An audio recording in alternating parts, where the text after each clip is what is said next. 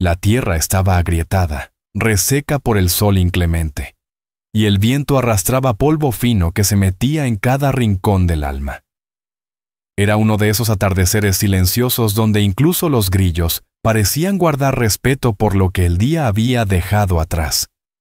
A lo lejos, la figura de un hombre solitario recortaba el horizonte, alto, encorvado por el peso de los años y de las pérdidas, con un sombrero de ala ancha que apenas ocultaba la tristeza en sus ojos.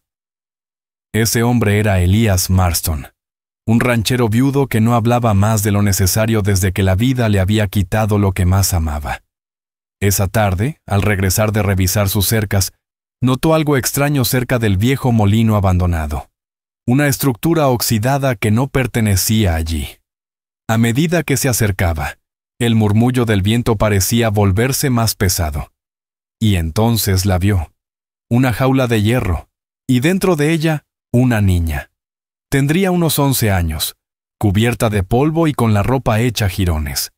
Su cabello castaño, enredado, apenas dejaba ver sus ojos grandes, llenos de miedo y desconcierto. Un cartel colgaba de la jaula, escrito en letras negras y crueles. Mercancía dañada. Elías se detuvo. Su mano se apretó contra el pecho, no por miedo, sino porque algo antiguo y olvidado, le dolió en lo más profundo. No dijo nada. Se arrodilló frente a la jaula y miró a la niña sin mover un músculo, con la mirada de un hombre que conocía demasiado bien lo que significa ser descartado por el mundo. Ella lo miró de vuelta, sin llorar, sin suplicar, solo esperando. El viento soplaba con suavidad, como si temiera perturbar lo que estaba a punto de ocurrir.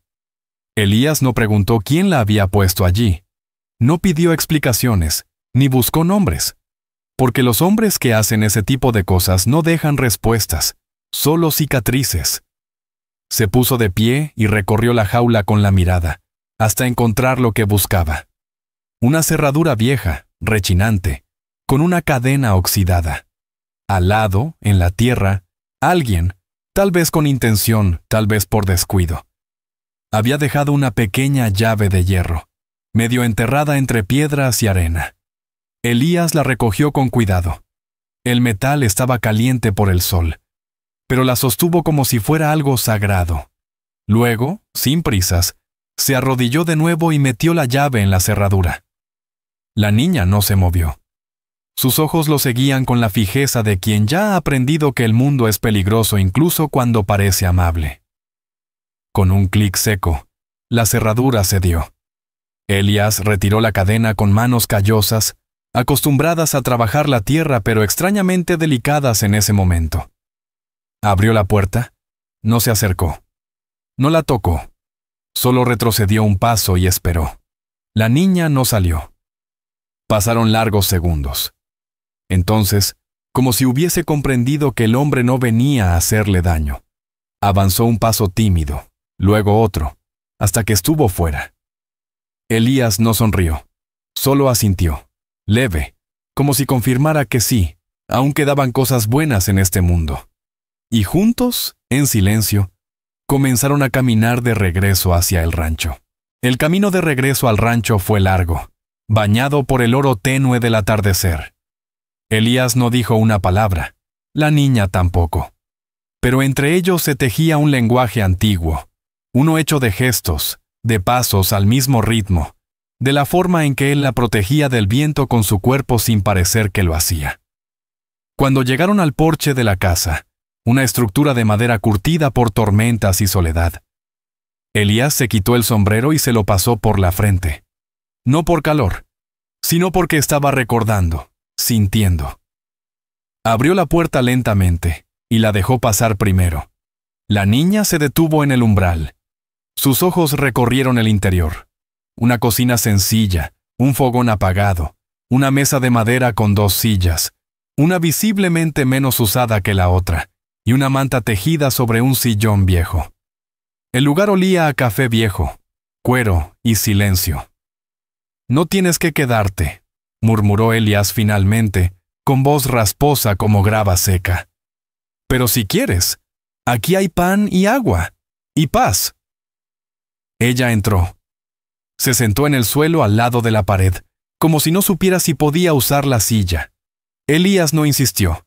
Se movió despacio, sacó una hogaza de pan, la partió con las manos y la dejó en un plato frente a ella, junto con un vaso de agua limpia.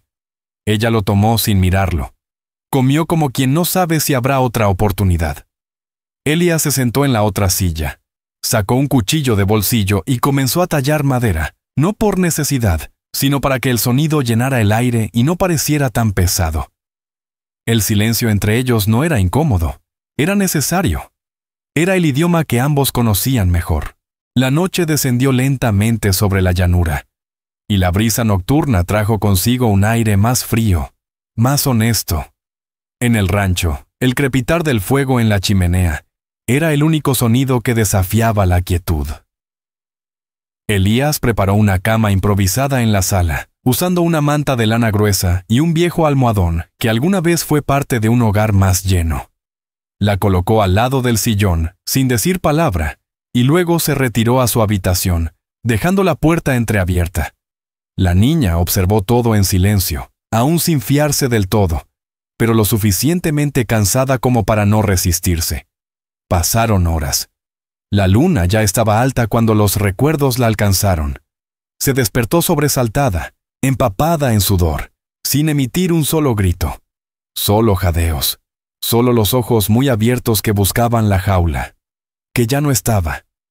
Elías, desde su cuarto, oyó el movimiento. No se levantó, no la llamó, pero encendió la lámpara de aceite que había junto a su cama, y su luz, tenue pero cálida, se filtró por el pasillo como una promesa. No estás sola, no más. La niña no volvió a dormirse. Permaneció sentada, abrazando sus rodillas, mirando la llama bailar en la distancia. Y aunque no lo sabía todavía, esa fue la primera noche que no pasó en cautiverio. No en el cuerpo, no en el alma. A la mañana siguiente, el sol entró despacio por la ventana, como si pidiera permiso. Elías ya estaba despierto, trabajando en silencio en la cocina. El olor a café recién hecho y pan calentado sobre el fogón llenaba el aire. No hizo ruido. No la llamó, solo dejó el desayuno sobre la mesa y se sentó junto a la ventana a tallar madera otra vez. Pasaron minutos antes de que la niña apareciera, descalza, con el vestido todavía arrugado y la mirada aún nublada por los sueños de la noche anterior. No dijo nada, solo se quedó de pie como esperando órdenes. Elías la miró de reojo y, sin dejar de mover las manos sobre el cuchillo, murmuró: «Aquí nadie te va a gritar, ni encerrar. Come cuando tengas hambre. Descansa cuando tengas sueño. Y si algún día quieres hablar, también está bien». La niña se sentó, despacio. Probó el pan, luego el café. Hizo una mueca, amarga, y Elías sonrió, apenas. Fue la primera señal de que algo suave podía crecer en medio del polvo. Después del desayuno, salieron al patio. Elías le mostró cómo llenar el abrevadero de los caballos, cómo cepillar sus crines, cómo caminar sin asustarlos. La niña no habló, pero sus manos recordaban más rápido que su voz. Durante días, esa fue la rutina: silencio, trabajo sencillo, un poco de comida compartida. Hasta que una mañana, mientras Elías martillaba una tabla suelta del corral, ella se acercó y murmuró: «No me llamo Dañada». Él se detuvo. Giró lentamente, con los ojos hundidos bajo la sombra del sombrero. No dijo nada, pero esperó. «Me llamo Clara», dijo ella, casi como si lo probara en voz alta por primera vez. Elías asintió.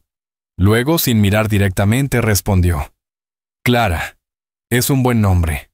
Firme, como la luz que atraviesa las nubes». Y desde ese día, aunque aún hablaban poco, algo cambió.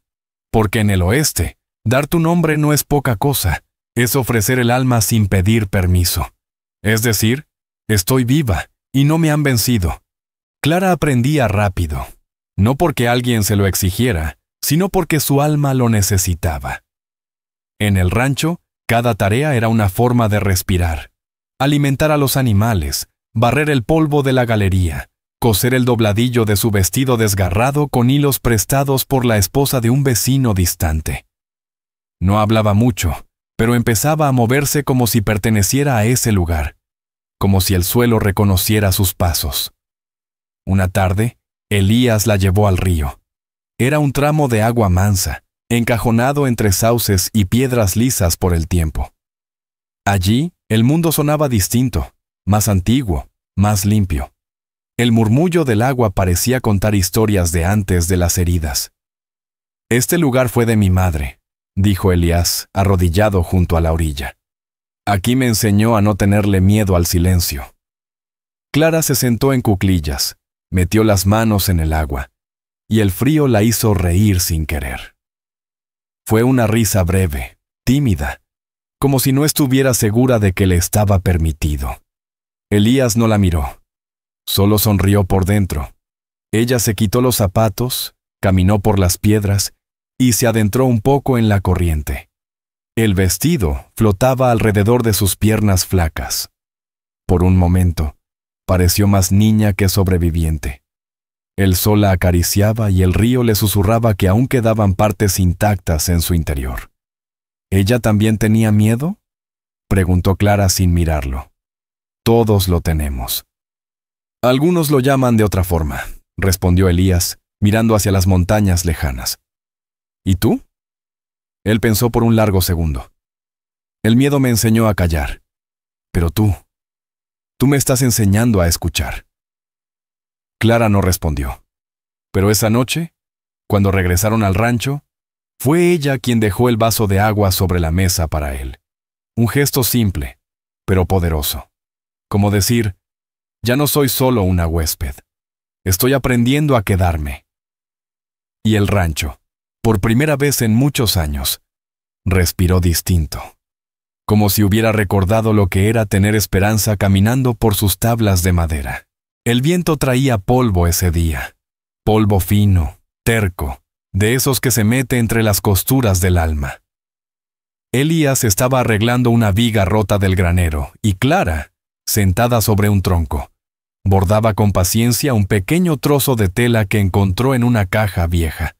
Era la escena de cada tarde, la rutina silenciosa de dos almas aprendiendo a convivir. Pero algo en el aire cambió. El galope lejano, seco, irregular. Elías se tensó de inmediato. No dijo nada, pero dejó el martillo y caminó hacia la entrada. Clara lo siguió con la mirada, sintiendo una punzada que no venía del cuerpo, sino de un rincón oscuro de la memoria. Un jinete solitario se acercaba. Vestía de negro, con botas polvorientas y mirada torcida. No era del tipo que buscaba agua o descanso. Era del tipo que olía a amenaza, aunque no hablara. Elías no sacó el arma, no lo necesitó. Solo se quedó erguido, las manos firmes a los lados, los ojos como cuchillos viejos. «Busco a la chiquilla», dijo el forastero escupiendo al suelo. «Dicen que está aquí, y que no es tuya». Clara se había puesto de pie. Su cuerpo temblaba, pero no retrocedió. Escuchar esa voz fue como recibir un golpe seco en la espalda. La reconocía. Venía de un lugar que quería olvidar, de una noche sin estrellas. «Aquí no se compra ni se vende nadie», dijo Elías con voz baja, pero firme. «¿Y quién decide eso?», gruñó el hombre. «¿Tú o la ley?». Elías dio un paso adelante. No sacó la pistola. Solo sus palabras. «Yo no tengo la ley, pero tengo algo que tú perdiste hace mucho, conciencia». El hombre lo midió con los ojos, mascó rabia. Luego, con un bufido, giró su caballo y desapareció por donde vino, como si el mismo viento lo hubiera escupido del desierto. Clara cayó de rodillas. No lloró, no gritó, pero algo dentro de ella se rompió, como un vaso agrietado que no aguanta otra gota. Elías no dijo nada. Solo se acercó y se sentó a su lado. No la tocó, no le preguntó.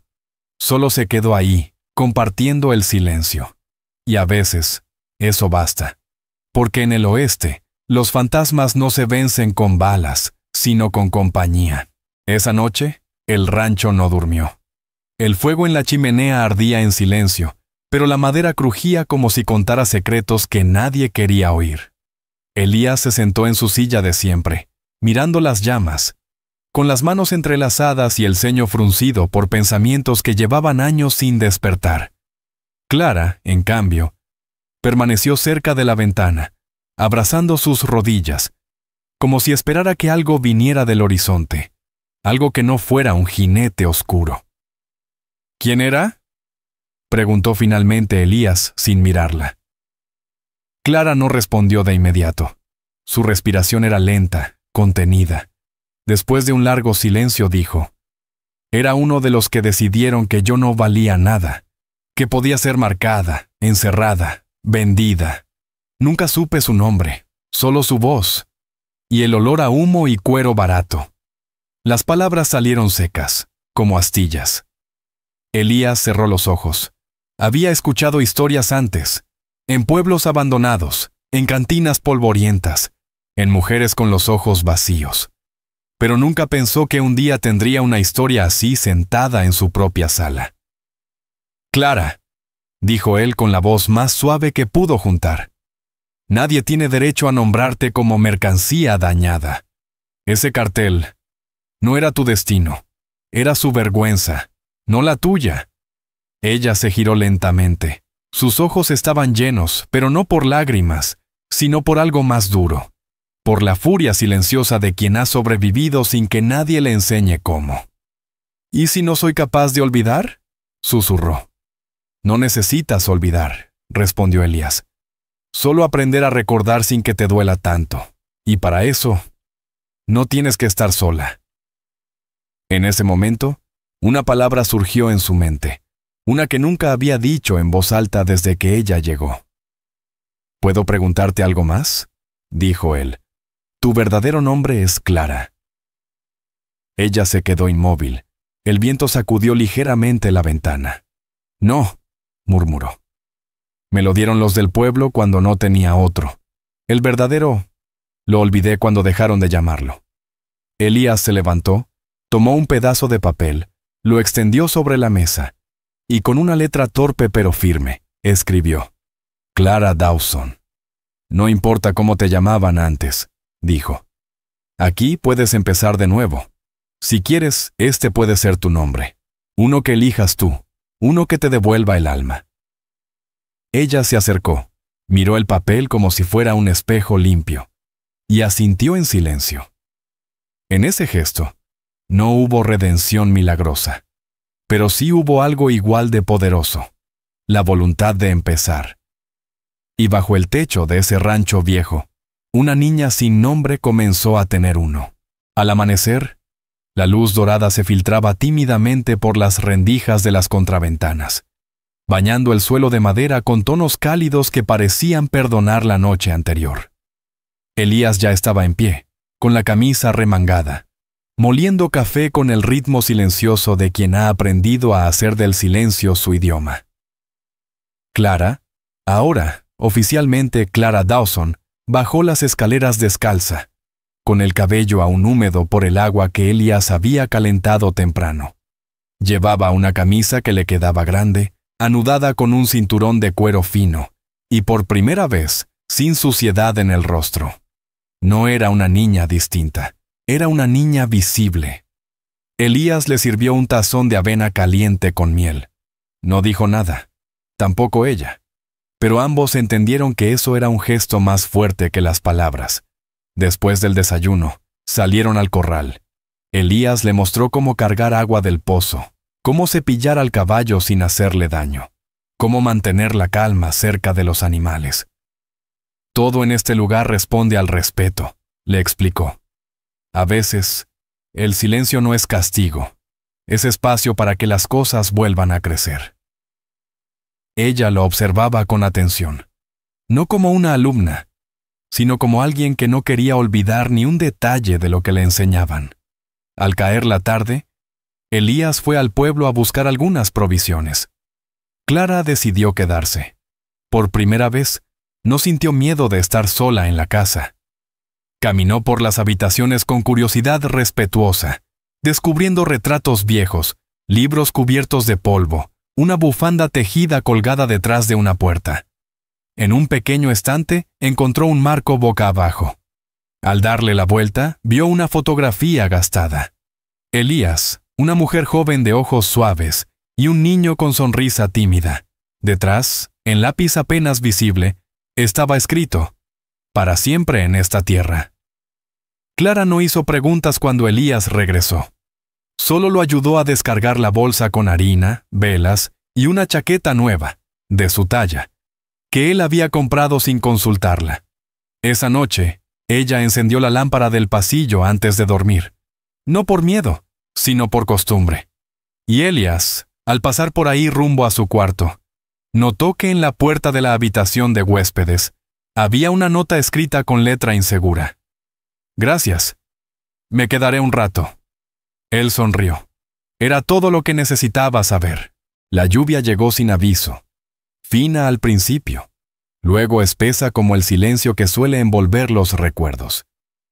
Clara se asomó por la ventana del granero donde guardaba los baldes limpios. Elías, afuera, apuraba el paso para asegurar el heno cubierto con lona. No necesitó pedirle ayuda. Clara salió corriendo sin decir palabra, sus botas chapoteando en el barro fresco. Entre los dos lograron cubrir todo. Respiraban agitados, empapados hasta los huesos, pero por primera vez rieron juntos, libres.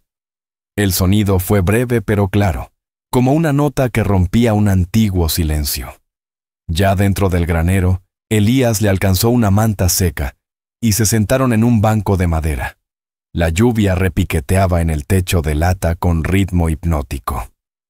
«¿A ti también te dolía el pecho?», preguntó Clara, como quien lanza una piedra al río solo para ver las ondas. Elías no respondió de inmediato. Miró al suelo, luego a sus manos. Finalmente, a ella. «Sí», dijo con voz grave. «Y a veces todavía duele». Fue suficiente. En los días siguientes, la vida empezó a adquirir una forma. Clara ayudaba con las gallinas. Aprendía a leer con un viejo libro de salmos que Elías le enseñaba en voz baja al caer la tarde. Compartían las tareas sin demasiadas palabras, como si la confianza se construyera en la rutina, no en las promesas.